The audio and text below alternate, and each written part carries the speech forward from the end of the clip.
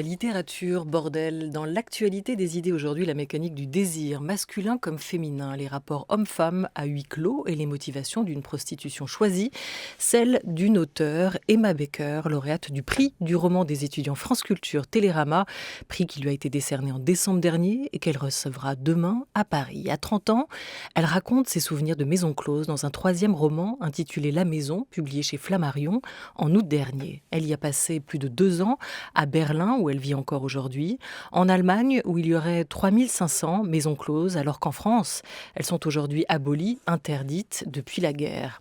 D'abord au Manège, c'était le nom de cette première maison dans laquelle elle a été, puis à la Maison, tout court, qui donne à ce livre-roman son titre.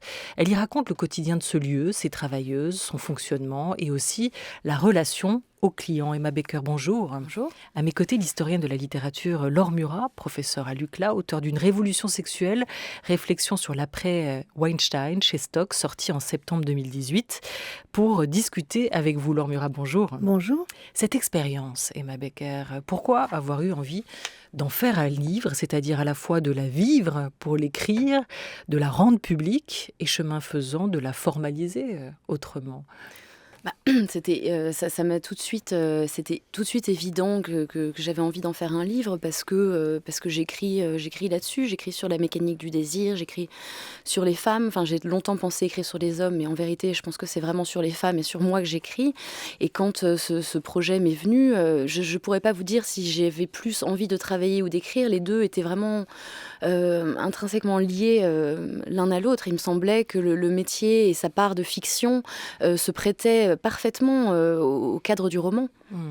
Laure Murat, vous avez lu le livre d'Emma Becker. C'est un livre d'écrivain que vous avez lu. Vous avez vu ou lu l'écrivain partout entre les lignes. J'ai lu un récit extrêmement fluide, et la fluidité est une grande qualité. J'ai lu aussi une expérience, et ça c'est toujours intéressant. À un moment donné, vous dites que finalement, il n'y a pas tant de différence entre le journalisme et la littérature. Je ne serais pas forcément de cet avis-là, mais il y a quelque chose, en tout cas dans ce que vous avez essayé de faire, qui rend à la fois le reportage plus littéraire, disons, et la littérature plus informée ou informative que ce qu'un roman habituel ne l'est. Donc de ce point de vue-là, c'était intéressant et j'ai appris beaucoup. Vous l'écrivez, c'est là, Emma Becker, que je réalise à quel point la frontière entre le journalisme et la littérature est finalement ténue, que je ne suis pas du tout fait pour être journaliste, au fond, aussi égocentrique que la profession puisse être. Elle n'arrive pas à la cheville qui boursoufle un écrivain comme moi, incapable d'écrire sur qui que ce soit d'autre que lui-même. La posture d'écrivain, elle est toujours une posture narcissique pour vous ? Pour moi, oui, dans un sens, j'imagine, mais je crois qu'en parlant de soi et qu'à travers ce narcissisme-là, on peut aussi accéder à une forme, peut-être pas d'universalité, mais enfin, quand j'écris, même si j'écris sur moi, c'est toujours dans l'espoir que quelqu'un se reconnaisse, même une seule personne, dans ce que j'écris. Donc il y a quand même une notion aussi de partage et de recherche de proximité, mais je crois qu'effectivement, j'écris jamais aussi bien quand j'écris sur moi. Enfin, c'est mon cas personnel, mais... Et tout au long du livre, vous exposez vos motivations. Pourquoi ce rappel ? C'était pour vous-même, pour vous rappeler dans cette situation-là que vous étiez aussi là comme écrivain, avant d'être là comme femme, avant d'être là comme prostituée. C'est une distance que j'ai eu besoin, dont j'ai eu besoin quand je travaillais au Manège, parce que la maison, cette maison-là n'était pas du tout faite pour moi, et qu'effectivement le fait d'être écrivain ou journaliste entre guillemets me donnait une distance. C'est-à-dire que je pouvais me protéger en me disant mais ça c'est pas ton métier c'est d'être écrivain. Après quand je suis arrivée à la maison, cette distance est devenue autre chose. C'était la possibilité d'un œil qui englobait tout ce qui se passait dans la maison, mais ça n'était pas une recherche de distance entre moi et les autres, entre moi et mes collègues. C'était tout simplement la narration un peu omnisciente de l'écrivain, quoi. Je crois que je réfléchis comme ça d'une manière générale. Je suis toujours en train d'écrire un peu dans ma tête. Mais elles n'ont pas su, pendant que vous y étiez, elles n'ont pas su que vous alliez en faire un livre, alors que vous le saviez dès le départ. Elles savaient vous n'avez que pas voulu j'écrivais. remettre cette distance. Si, elles savaient que savaient. j'écrivais, mais j'avais pas très envie de dire que j'écrivais sur la maison, parce que j'avais pas envie qu'elles se sentent observées et qu'elles se sentent disséquées, entre guillemets, parce que c'était pas non plus ce que je faisais. Aujourd'hui, vous vous rendez compte si vous aviez surtout besoin de vivre cette expérience, pour X ou Y raison, ou si vous aviez surtout besoin de l'écrire? Non, je crois que j'avais très envie depuis très très longtemps de pénétrer dans ce monde-là, et j'avais très envie d'incarner ce que je pensais que ces femmes incarnaient. C'était vraiment une curiosité personnelle, mais c'était quelque chose de passionnant à écrire à énormément de niveaux. Qu'est-ce qu'elles incarnent pour vous? Parce que c'est les mots que vous venez Ouais. d'employer et qu'on est avec la littérature aussi quand même, dans une affaire de représentation. Exactement, et c'est justement la littérature qui m'a donné cette curiosité-là pour la prostitution, pour l'objet maison close et pour ces femmes qui y travaillent. C'est ce qu'elles incarnaient. Pour moi, c'était la toute-puissance érotique de la femme, sa toute-puissance sexuelle, et c'était ça que moi j'avais envie d'incarner, avec effectivement tout ce que ça suppose voilà, de ce qu'on m'a appris aussi. J'avais envie d'être cette créature puissante, voilà, qui est capable de mettre un monde à genoux. Mais c'était avec toute la naïveté de quelqu'un qui ne connaît pas le métier non plus. Effectivement, mon rapport au métier a changé, effectivement, avec l'exercice du métier. Laure Murat, vous comprenez ce lien qu'expose Emma Becker dans son livre entre prostitution et fiction, la prostitution comme une expérience littéraire? Oui, ça peut l'être. Je Ça vois fait qu'il y a sens? ça. Oui, bien sûr, ça peut faire sens en tout cas.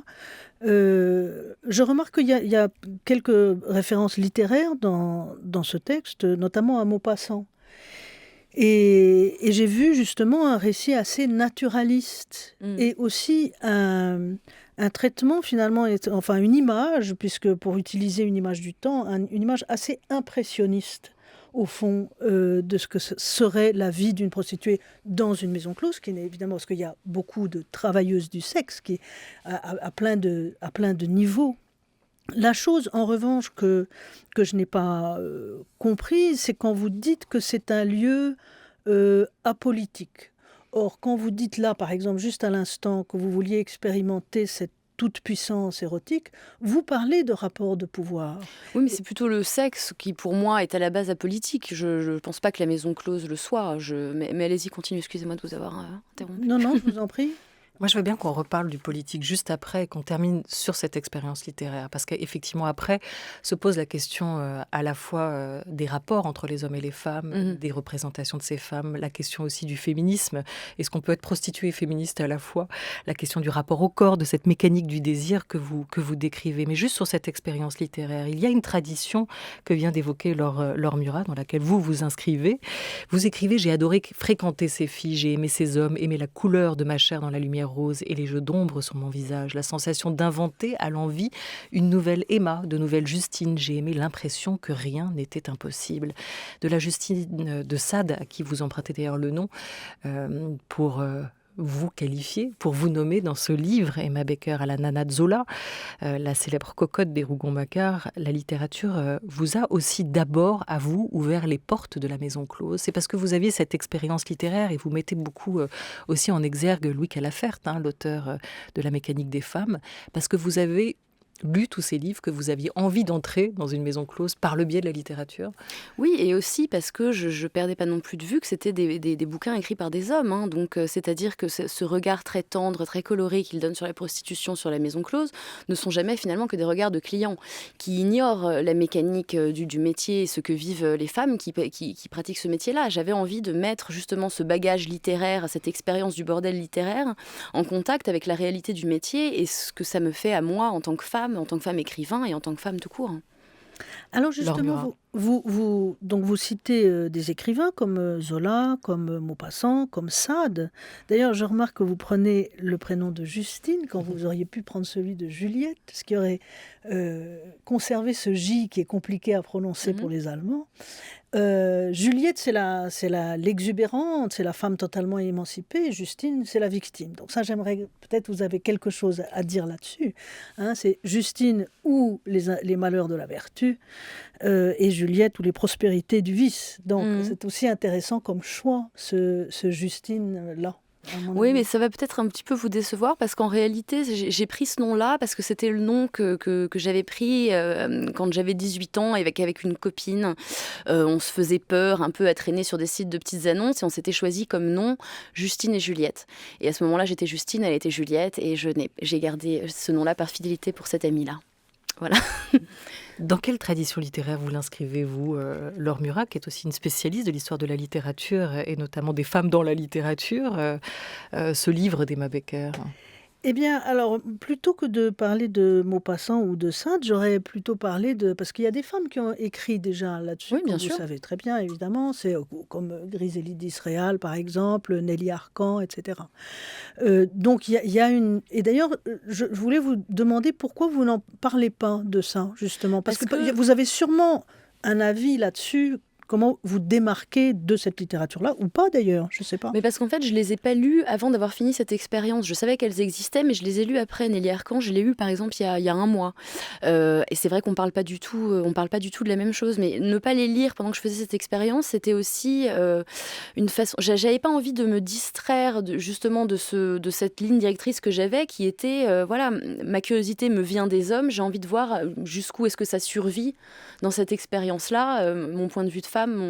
Et je les ai lus après, effectivement, ouais. On va écouter les mots d'une écrivaine, Catherine Millet, sur la question du style quand on écrit le sexe, quand on parle sexualité en littérature.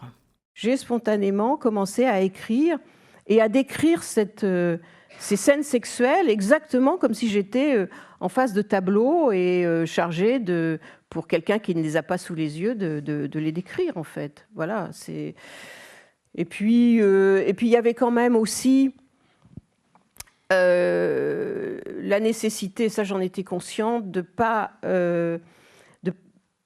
décourager le lecteur. C'est-à-dire que si j'avais eu un style où j'aurais beaucoup plus mis je sais pas, de sentiments, de pathos, de sensations plus, ça aurait pu faire écran entre le lecteur et moi sur un sujet qui est quand même un sujet où là, vraiment chacun je le répète, sa propre sensibilité. Voilà, l'auteur de La vie sexuelle de Catherine M. Catherine Millet, c'était sur France Culture l'an passé. Est-ce qu'on peut écrire sur la prostitution avec style, Laure Murat?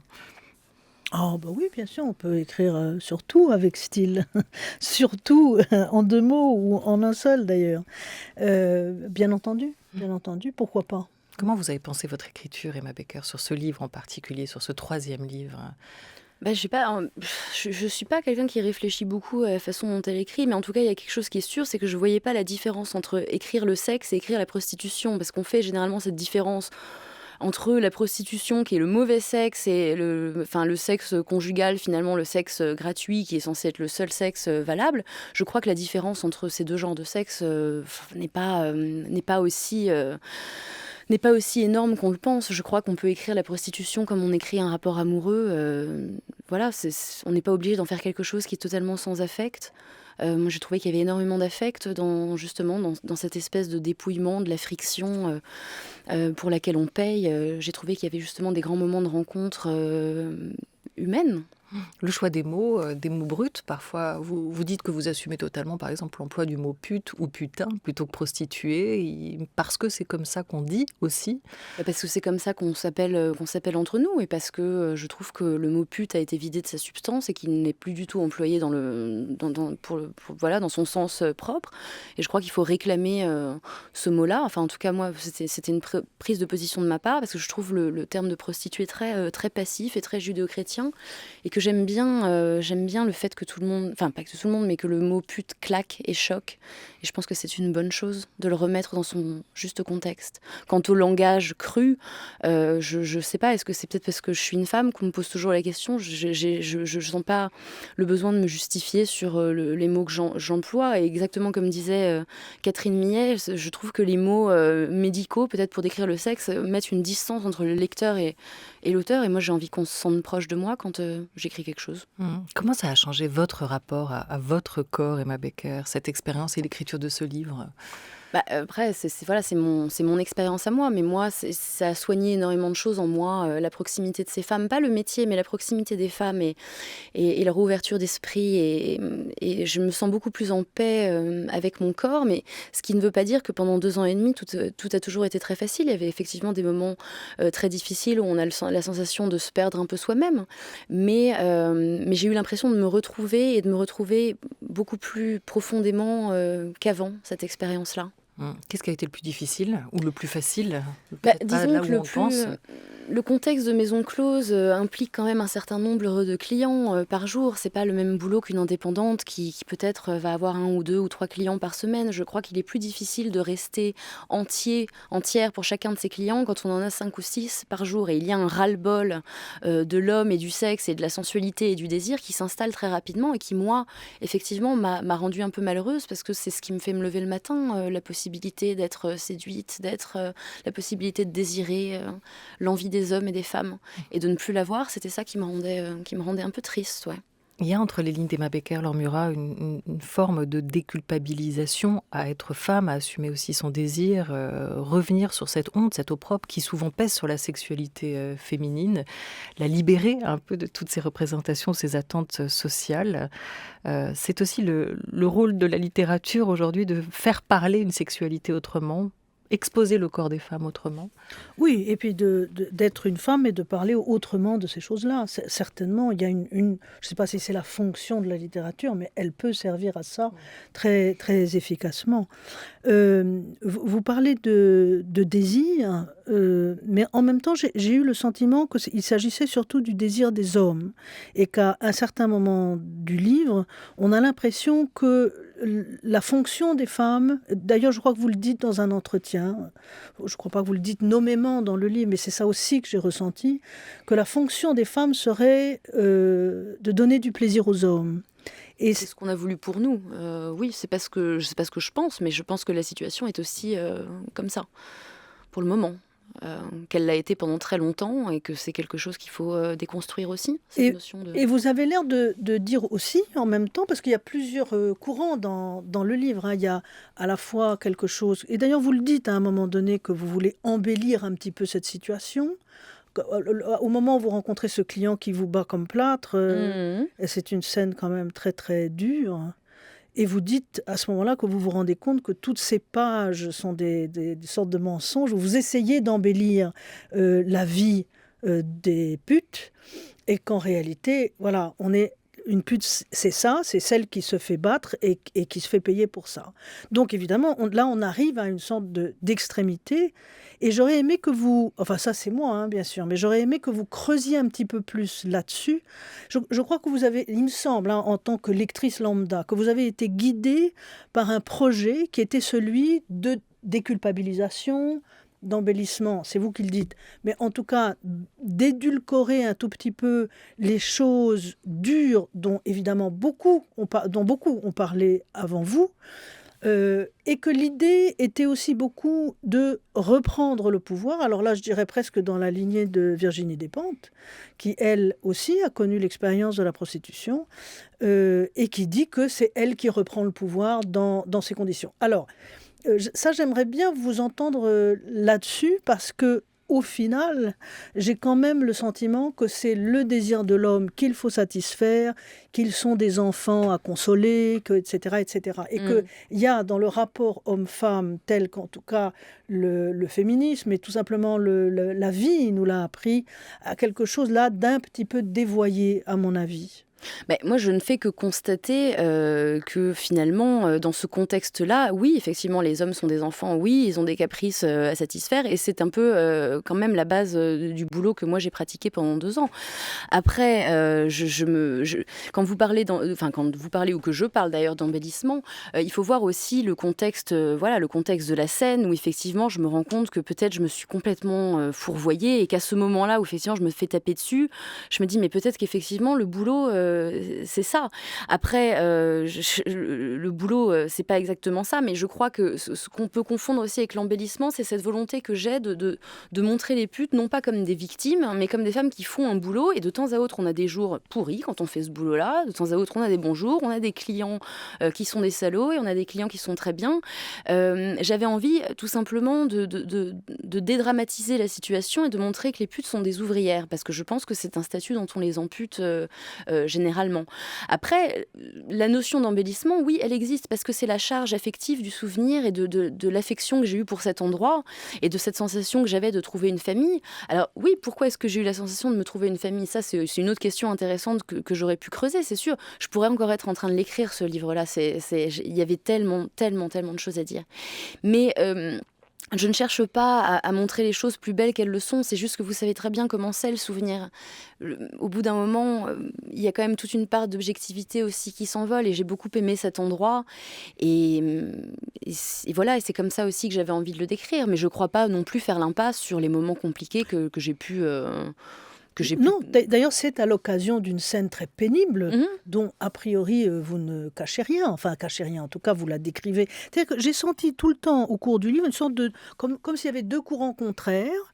C'est pas une critique, hein, c'est un désir d'authenticité qui était un petit peu tordu par la volonté justement de dévictimiser, de déculpabiliser, etc. Ce qui évidemment tord le projet d'authenticité, puisque vous avez à la fois un projet d'embellissement, c'est un grand mot, mais en tout cas de dédramatiser tout ça, et en même temps d'être au plus près de ces femmes et de ces hommes. Il y a peut-être une expérience qui est double aussi. Oui, mais tout à fait. Et puis il faut voir aussi que ce métier, je l'ai pratiqué certes dans un pays où c'est légal, mais je veux dire avec mon bagage de française, c'est-à-dire que j'arrive dans ce pays, dans ce bordel-là, en me disant que c'est pas un métier comme les autres, et qui sont ces femmes, c'est forcément des femmes particulières. Enfin, j'ai tous ces préjugés aussi qui me viennent de mon éducation dans ce pays-là. Et il y a quand même un stigmate qui pèse sur les prostituées, même en Allemagne où c'est légal. Et cette volonté d'embellissement, entre guillemets, est peut-être une volonté de réhabilitation de ma part. Il y a toujours cette nécessité de se justifier quand on fait ce boulot. Et même dans un cadre légal, toujours. Et peut-être cet optimisme que j'ai, c'est aussi parce que j'avais besoin, moi, de cet optimisme-là, et de me dire que je faisais un boulot qui était utile, et que j'avais autant le droit d'être une citoyenne dans ce pays que n'importe qui d'autre. Et ce stigmate, il va vous coller à la peau encore quelques années, Emma Becker. Est-ce que vous étiez prête, en entrant dans cette maison, à le porter pour cet habit-là, pour les années à suivre ? Écoutez, moi, j'ai toujours été fière du métier que je faisais quand je le faisais. Il y avait des moments qui étaient difficiles, mais j'étais fière quand même. Et après, quand j'ai lu King Kong Theory de Virginie Despentes, vers la fin de mon expérience, c'est vraiment ce texte-là qui m'a donné l'aplomb, qui m'a manqué plein de fois quand j'écrivais ce livre-là. Il y avait vraiment des moments où j'arrêtais d'écrire parce que j'avais peur de la réception, j'avais peur de ce que mes parents allaient penser. Et c'est Despentes qui m'a vraiment donné le courage d'aller jusqu'au bout. Discussion entre l'écrivaine Emma Becker, l'auteur de La Maison, publié chez Flammarion, Notre Prix, France Culture, Télérama des étudiants, et l'historienne Laure Murat, France Culture. Pour l'heure, il est 13h18. France Culture, la grande table, Olivia Gesbert. J'ai toujours cru que j'écrivais sur les hommes. Je ne peux pas relire mes livres sans m'apercevoir que je n'ai jamais écrit que sur les femmes, sur le fait d'en être une, et sur les milliers de formes que cela prend. Et ce sera sans doute l'œuvre de ma vie, me tuer à vouloir décrire ce phénomène, accepter l'impression d'avoir en quelques centaines de pages avancé d'un demi-centimètre. On évoquait la figure de Griselidis Réal, artiste, écrivaine, prostituée, suisse. Elle a raconté sa vie dans une autobiographie, Le noir est une couleur, cette expérience de la prostitution et ce droit des prostituées pour lequel elle s'est battue toute sa vie. Il y a des hommes qui sont terriblement blessés dans les clients. Il ne faut pas croire qu'ils vont là pour le plaisir. En réalité, ils y vont presque comme à la mort. Pour eux, c'est presque une souffrance d'aller faire l'amour. Ils n'ont même pas d'autre moyen d'aller faire l'amour qu'en payant. Et ça les fait doublement souffrir, ça les humilie encore davantage, quoi. Il faut comprendre ça. Moi, je sais pas, il me semble que plus on vit, plus on doit s'élargir, plus on doit comprendre que il y a des problèmes et qu'en fait, il n'y a pas de véritable criminalité, il n'y a que des souffrances. Si on arrive à comprendre ces souffrances et puis à les soulager tant soit peu, le monde va mieux, franchement. Tant du côté des femmes que du côté des hommes. Et ce que j'ai vu, moi, en connaissant toutes ces merveilleuses putains de Paris, ce que j'ai vu, c'est qu'ils avaient un cœur qui les dépassait, quoi. Un cœur qui n'a plus de limite et une affectivité qui n'a pas de limite. Alors, elles reportent ça sur tout, hein. Sur leurs copains, leurs copines, leurs enfants, leurs chiens, leurs plantes, enfin tout.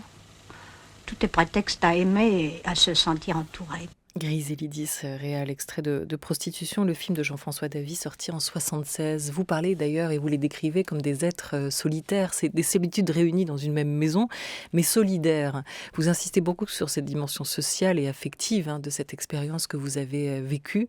Ceci n'est pas une apologie de la prostitution. Si c'est une apologie, c'est celle de la maison, celle des femmes qui y travaillent, celle de la bienveillance. On n'écrit pas assez de livres sur les gens, sur le soin que les gens prennent de leurs semblables, dites-vous. Emma Becker, cette dimension-là, on en parle assez peu parce qu'on évoque souvent la misère, la souffrance de ces femmes, peu l'échange qui se passe aussi entre elles dans cette situation. Oui, et puis moi c'est vraiment quelque chose qui m'a beaucoup déjà surprise et étreinte de voir à quel point quand les hommes ne sont plus là pour séparer les femmes, pour les faire se battre entre elles, finalement il y a cette solidarité absolument immense des femmes entre elles, cette compréhension. Et effectivement, paradoxalement, c'est un métier où vous êtes payé pour être désirable, donc c'est plus comme si c'était une espèce de souci d'ego de plaire aux hommes, c'est un fait, c'est là. Et j'ai trouvé une espèce oui, vraiment de sororité des femmes entre elles, et c'était ça qui me faisait revenir, c'était ça qui me manquait, c'était pas les clients, parce que les clients on peut les rencontrer partout, mais c'était elles, c'était leur proximité et puis leur humour, et puis finalement une féminité dépouillée de tous les masques qu'on est obligé de porter constamment. J'ai trouvé qu'il y avait quelque chose dans cette sobriété qui était à la fois très très maternelle, très sororale, enfin qui m'a moi soigné, enfin qui a soigné des choses en moi que je pourrais pas vous décrire, mais d'une manière ou d'une autre ça m'a soignée. Une sororité, dit Emma Becker, Laure Murat, et peut-être aussi une forme d'égalité, ce qu'on lit entre ces lignes, par la situation, entre les hommes et les femmes. Justement, sur la place de la femme comme victime, je trouve qu'il y a aussi des moments dans ce livre où on a le sentiment que les femmes reprennent aussi le pouvoir de cette situation. Elles sont dans un espace où elles sont quand même chez elles, hein.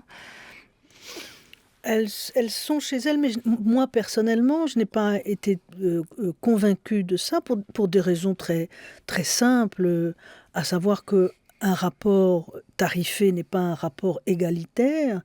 Et quand on parle de soulager la souffrance des hommes, il faudrait parler de la souffrance des femmes et de leur désir.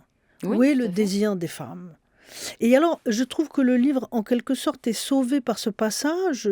Alors maintenant, je ne me rappelle plus de son prénom, mais d'une des putes qui, tout d'un coup, tombe amoureuse d'un garçon. Il dit. Voilà, Ouais. et qu'elle va dans un parc la nuit, et je trouve que ce passage-là, on se dit « Ah, enfin !» Enfin, il y a du désir, enfin, il y a du plaisir, enfin, on parle des femmes. Enfin, Oui. on parle de la sexualité des Mais je femmes. vois ce que vous voulez dire.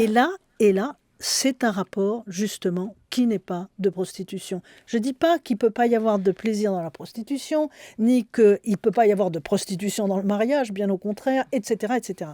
Donc ça, ce n'est pas ces catégories-là. Je parle du livre. Oui. Et je me dis, bon, là, on est dans le sujet. En quelque sorte. Et vous savez, c'est mon désir, après que j'explorais, avec lequel je faisais une expérience.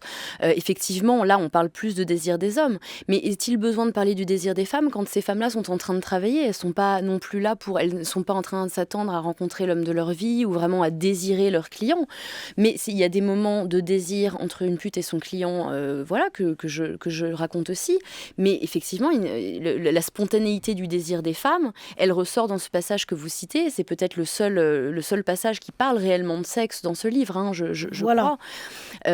Mais c'est aussi une différente expérience sur ce que je considère être mon désir, ce qu'on m'a appris de mon désir, ce que j'essaie de désapprendre de ce qu'on m'a appris de mon désir. Enfin, c'était vraiment une expérience sur ma propre sexualité et une tentative de me la réapproprier, certes en passant par le désir des hommes, parce que ça a toujours été mon esclavage.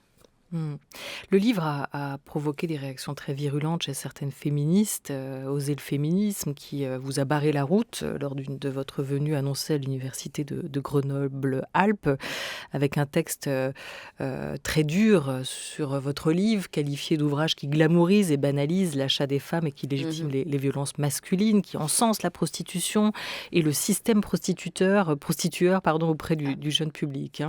Il y avait toutes ces critiques-là. Vous avez été critiqué par les unes, adoupé par les autres, et notamment des hommes en presse, dans la presse écrite.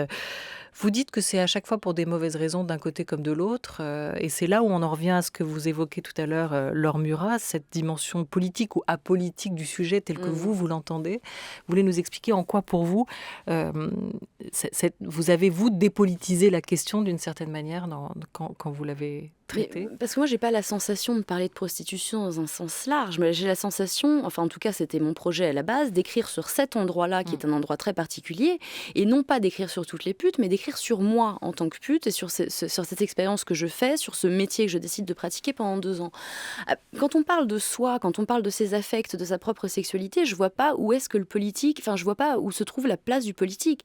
Je suis pas en train de faire un essai sur la prostitution, je suis pas en train d'essayer de convaincre quoi que ce soit, je parle de moi, et je crois qu'il y a une tendance aujourd'hui à vouloir absolument faire de tout un sujet de société et un sujet politique.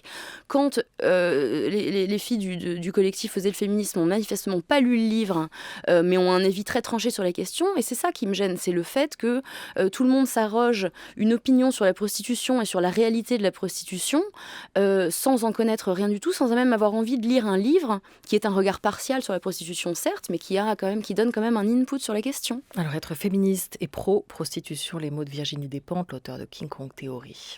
Et notamment cette idée qu'on pouvait être féministe et pro-légalisation de la prostitution, c'était effectivement pas un point de vue français très représenté, quoi. C'est-à-dire si on est pour la prostitution, on est pour que les prostituées travaillent dans de meilleures conditions, mais évidemment on est aussi pour que le client soit reçu dans de meilleures conditions. On se dit que c'est un travail qui a des techniques, qui a des aptitudes, qui sont diverses. Je crois que les qualités d'une prostituée elles peuvent être très diverses, mais ça existe. Pouvoir le faire mieux qu'une autre, ça existe. On peut être un meilleur écrivain qu'un autre ou meilleur prostituée qu'une autre. De la même façon, d'ailleurs, ça changera ça dépend des points de vue, mais effectivement, la criminalisation de la sexualité des hommes et la honte projetée sur la sexualité des femmes, c'est difficile à comprendre pourquoi est-ce qu'on a toutes les sociétés, on est tombé d'accord là-dessus. Toutes celles qui sont encore debout, quoi, en tout cas, c'est-à-dire que toutes les autres ont été détruites par les plus violentes. Et les plus violentes, donc pour être au plus violent, apparemment, il faut être dans quelque chose de très très délicat par rapport au sexe. C'est parce qu'il y a eu honte, c'est parce qu'il y a eu depuis toujours criminalisation, Laure Murat, qu'il est impossible pour vous de dépolitiser cette question, de dépolitiser le corps des femmes. Oui, pour moi, c'est impossible depuis très longtemps, depuis le privé et politique, depuis c'est une culture aussi, bien sûr, mais c'est aussi, c'est une réflexion sur la contrainte des corps, sur la circulation de l'argent, sur les problèmes de domination, tout ça qui existe d'ailleurs. Et ça n'est pas parce que c'est votre choix de dire ça, et c'est un choix respectable. Mais il est évident que ces rapports-là sont politiques. Et je pense que Virginie Despentes serait tout à fait d'accord avec ça. Et je crois que c'est même, je dirais presque l'inverse, c'est-à-dire que plus vous descendez dans l'intime, plus vous élargissez le domaine du politique, puisque vous vous rendez compte que on est aussi agi, au même titre qu'on agit. Oui, je ne suis pas du tout en train de dire qu'on est seulement dominé et seulement mécanisé. Mais quand d'ailleurs vous parlez du désir des femmes et du plaisir des prostituées, vous dites qu'elles s'anesthésient en quelque sorte. Elles anesthésient leur corps pour pouvoir y arriver. Ça aussi, c'est un problème important. Très vite, Emma Becker, le dernier mot. Oui, non, mais je dis effectivement que le métier implique une espèce de séparation du corps et de l'esprit, mais qui n'est pas très différente de la séparation du corps et de l'esprit qu'on vit quand on est une femme mariée depuis 40 ans. Je pense juste que la différence entre une pute et une femme, elle n'existe pas. Et je crois que le sexe tel qu'on le pratique, moi j'aime croire que quand on fait l'amour, il n'y a pas de question de politique, mais vous avez tout à fait raison. Qu'est-ce qu'on a intériorisé intériorisé, qu'est-ce qui nous appartient dans nos fantasmes, qu'est-ce qu'on nous a appris. Voilà, ça, vous avez tout à fait raison. Et c'est vrai que je n'en parle pas beaucoup dans ce livre parce que le livre est très... parce que la maison est très hétérocentrée, parce que voilà, il n'y a pas tellement ces questionnements-là. Mais ça implique, oui, ça me donne effectivement plein d'autres pistes de réflexion. Merci pour cette belle discussion, mesdames. Merci beaucoup, Laure Murat. Une révolution sexuelle, c'est le titre de votre dernier ouvrage avec un point d'interrogation paru chez Stock en septembre 2018. Merci à vous, Emma Becker, lauréate du prix du roman des étudiants France Culture Télérama. Ce sera donc vous pour cette nouvelle édition, le prix qui vous sera remis demain pour ce livre La Maison, publié chez Flammarion. Émission programmée par Oriane Delacroix et Bruno Barada, coordonnée par Henri Leblanc, préparée par Laura Dutèche-Pérez avec l'aide précieuse de Philomène Vuillard et de Marceau Vassy. À la réalisation aujourd'hui, c'était Gilles Blanchard avec Adèle Caglar et à la vidéo Jean-Guy Limège. Bel après-midi à tous sur France Culture.